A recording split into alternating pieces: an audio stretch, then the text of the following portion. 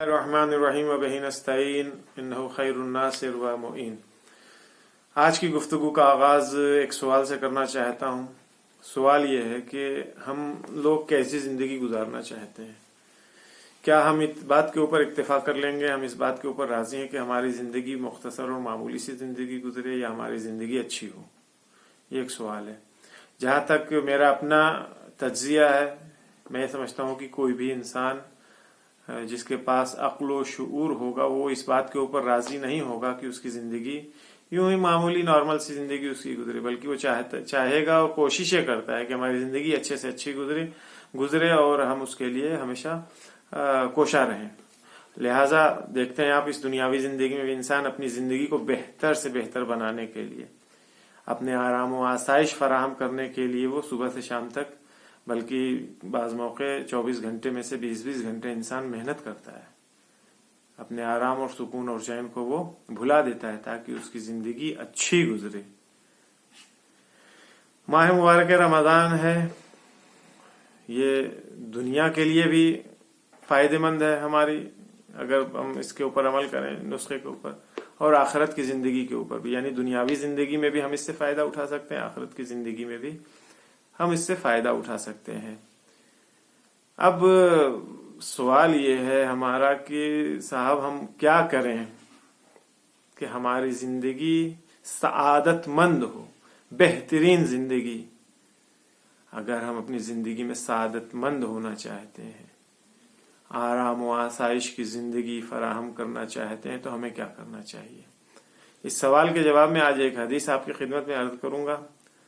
پیغمبر اسلام صلی اللہ علیہ وآلہ وسلم کے ایک صحابی ہیں، معاذ ابن جبل، پیغمبر کے خاص صحابیوں میں سے ہیں۔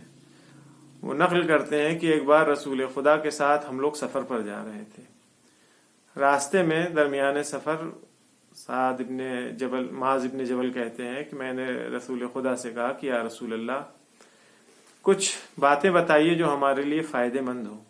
دیکھیے، یہ طریقہ ہے، اگر ہمارے پاس کہیں کوئی موقع حاصل ہوتا ہے، کوئی عالم دین، تکرار کرتا ہوں اس جملے کی، اگر ہمارے پاس کوئی عالم دین اویلیبل ہے، ہماری دسترس اس تک ہے، یا کبھی اس کے ساتھ اٹھنا بیٹھنا ہے، تو فالتو کی ادھر ادھر کی گفتگو کرنے کے بجائے ہم اس سے کچھ حاصل کرنے کی کوشش کریں۔ چنانچہ اصحاب پیغمبر، اصحاب ائمہ کا طریقہ بھی یہی تھا کہ موقع دیکھتے تھے، جہاں فرصت ملتی تھی فوراً کچھ نہ کچھ دریافت کیا کرتے تھے۔ تب معاذ ابن جبل کہتے ہیں یا رسول اللہ، آپ ہمیں بتائیے کہ ہمیں کچھ اچھی باتیں بتائیے جو ہمارے فائدے مند ہو۔ تو پیغمبر اسلام نے ایک نسخہ دیا، آج وہ نسخہ آپ کی خدمت میں عرض کر رہا ہوں، اور اس امید کے ساتھ کہ پروردگار عالم ہم لوگوں کو توفیق دے کہ ہم لوگ بھی اس نسخے کے اوپر عمل کر سکیں۔ پیغمبر اسلام فرماتے ہیں صلی اللہ علیہ وآلہ وسلم، ان اردتم عیش السعداء وموت الشہداء ونجات یوم الحسرت وظل یوم الحرور والہدى یوم الزلالہ۔ پیغمبر اسلام فرماتے ہیں کہ اگر سعادت مند زندگی چاہتے ہو، بہترین زندگی چاہتے ہو، اگر شہداء کی موت چاہتے ہو، شہداء کی موت یعنی کیا؟ یعنی وہ شہید جو راہ خدا میں، وہ انسان جو راہ خدا میں شہید ہو جاتا ہے، اس کی موت۔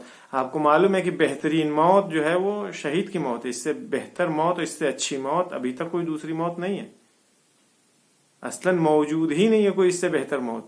شہید کی موت وہ موت ہے جس کی سب لوگ آرزو کرتے ہیں، تمنا کرتے ہیں، اور شہید بغیر حساب کتاب کے بہشت میں وارد ہوتا ہے، یہ بھی آپ کو معلوم ہے۔ ایک بات بتائیں، آپ کی کوئی بہشت میں جانے کے بعد اصلاً کوئی قبول کرے گا اس بات کو کہ بہشت میں، جنت میں جانے کے بعد سے وہ آرزو کرے اس بات کی کہ ہم واپس پلٹ آئیں دنیا میں؟ کوئی بھی جو بہشت میں چلا جائے، جنت میں چلا جائے، کبھی بھی وہ اس بات کی آرزو اور تمنا، خواہش نہیں رکھے گا کہ وہ دنیا میں واپس پلٹ کر آئے۔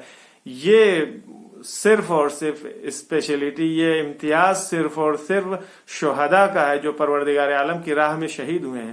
وہ یہ آرزو کرتے ہیں، کہتے ہیں کہ کاش ہمیں ایک بار پھر سے دنیا میں بھیج دیا جاتا تاکہ ہم پروردگار عالم کی راہ میں پھر سے ایک بار شہید ہوتے، اور دنیا سے لے کر کے بہشت تک کا راستہ ہم اپنی آنکھوں سے دوبارہ پھر دیکھتے۔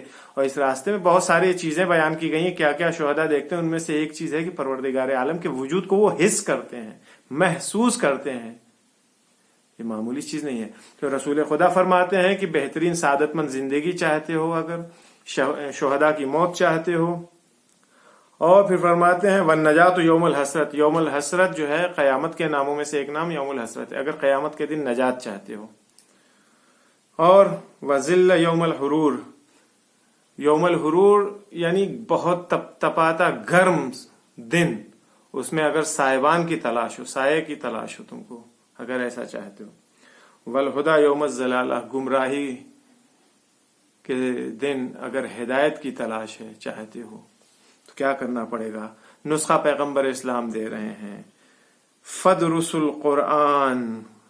قرآن سیکھو، قرآن سیکھو، قرآن سیکھو. یہ مہینہ ربیع القرآن کا مہینہ ہے، بہار قرآن کا مہینہ ہے، تلاوت قرآن کا مہینہ ہے، قرآن پر عمل کرنے کا مہینہ ہے.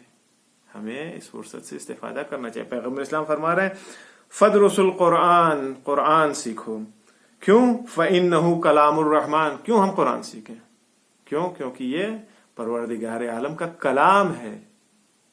جب ہمیں خدا سے گفتگو کرنی ہوتی ہے تو ہم نماز میں کھڑے ہوتے ہیں، پروردگار عالم سے گفتگو کرتے ہیں. لیکن جب خدا ہم سے گفتگو کرتا ہے، ہم چاہتے ہیں کہ خدا ہم سے گفتگو کرے، تو ہم کو کیا کرنا چاہیے؟ قرآن مجید کھولیے اور خدا کی گفتگو سنیے. پھر فرما رہے ہیں پیغمبر اسلام کہ یہ کلام خدا ہے. وحرز من الشیطان. شیطان سے بچانے کی ایک حرز ہے، ایک ڈھال ہے، یہ شیطان سے محفوظ رکھے گا آپ کو. ورجحان فی المیزان. اور یہ قیامت کے دن جب میزان کے اوپر، ترازو کے اوپر اعمال رکھے جائیں گے، تو یہ ہمارے پروندے کو، ہماری فائل کو، ہمارے نامہ اعمال کو سنگین کرے گا، بھاری کرے گا، وزنی کرے گا. صرف بھاری نہیں کرے گا بلکہ اسے ہائی لائٹ کرے گا، دور سے ہی دکھائی دے کہ اس آدمی کا نامہ اعمال بہت سنگین ہے، بہت اچھا نامہ اعمال ہے. یہ کب حاصل ہوتی ہے؟ یہ ساری چیزیں بہترین زندگی، شہداء کی موت اور بھی دوسری یہ ساری چیزیں جو بیان کی گئی ہیں. ہمارا نامہ اعمال بھاری ہو، سنگین ہو، وزنی ہو، یہ ساری چیزیں قرآن سے حاصل ہوتی ہیں. یہ قرآن ہمیں، آپ دیکھیے کتنی بہترین روایت ہے، مختصر سی روایت ہے، لیکن ہمیں ایک نسخہ دے دیا گیا کہ اگر ہم بہترین زندگی گزارنا چاہتے ہیں تو قرآن مجید کو اپنی زندگی میں اتاریں، قرآن کو سیکھیں. یہ مہینہ تلاوت قرآن کا مہینہ ہے. ایک آیت پہ ایک ختم قرآن کا ثواب ہے. یہ معمولی بات نہیں ہے. اس موقع سے فائدہ اٹھائیے. اس موقع سے جتنا زیادہ سے زیادہ ہو سکے قرآن کے اوپر جو گرد و خاک، خدا نخواستہ ابھی بھی آج 6 دن ہو گئے، اگر خدا نخواستہ گرد جمی ہوئی ہے تو اس گرد کو ہٹائیے، قرآن کو پڑھیے. اگر پڑھنے نہیں آتا ہے تو قرآن کھول کے دیکھیے، دیکھنے کا ثواب ہے. دیکھنے میں بھی آپ کو تلاوت قرآن کا ثواب ملے گا. وہ بھی نہیں کر سکتے، اس کی سطور کے اوپر، اس کی خط کے اوپر باوضو ہو کے اپنی انگلیوں کو پھیریے. لیکن افسوس کی بات ہے کہ ہمیں قرآن پڑھنے نہیں آتا ہے. ہمیں سب کچھ پڑھنے آتا ہے لیکن قرآن پڑھنے نہیں آتا ہے. یہ ہمارے لیے بے انتہا شرم کی بات ہے. ایسا نہ ہو کہ ہم اس دنیا میں بھی شرمندہ ہوں دوسروں کے سامنے کہ ایک ایسا مسلمان ہے جسے اپنی کتاب پڑھنے نہیں آتی، اور آخرت میں بھی پروردگار عالم، ملائکہ، ائمہ، اطہار اور انبیاء الہی کے سامنے شرمندہ ہوں. پیغمبر اسلام کو ہمیں دیکھ کے شرم محسوس ہو، کہتے ہوئے کہ یہ ہمارا چاہنے والا، ہماری امتی ہے، اس کو قرآن پڑھنے نہیں آتا. تو اس مہینے میں قرآن سیکھیے، قرآن صحیح پڑھنا سیکھیے. اور اس سے زیادہ اہم اور امپورٹنٹ بات یہ ہے کہ قرآن کے اوپر عمل کرنا سیکھیے. قرآن کے اوپر اگر ہم عمل کریں گے تو ہماری دنیا بھی اچھی ہوگی، ہماری آخرت بھی اچھی ہوگی. پروردگار عالم کی بارگاہ میں دعا گو ہے کہ خداوند عالم اس مہینے میں ہم لوگوں کو توفیق دے کہ زیادہ سے زیادہ تلاوت قرآن کر سکیں، اور پیغمبر اسلام کی عنایت، ان کی شفاعت ہم تمام لوگوں کے شامل حال ہو سکے. وصلی اللہ علی سیدنا محمد وعلی الطاہرین اجمعین. اپنے نظریات، اپنے اشکالات یا کوئی گفتگو ہو، اس ہماری گفتگو سے ریلیٹڈ کوئی بات ہو تو کمنٹ باکس میں ضرور اسے لکھیے گا. وصلی اللہ علی سیدنا محمد وعلی الطاہرین اجمعین.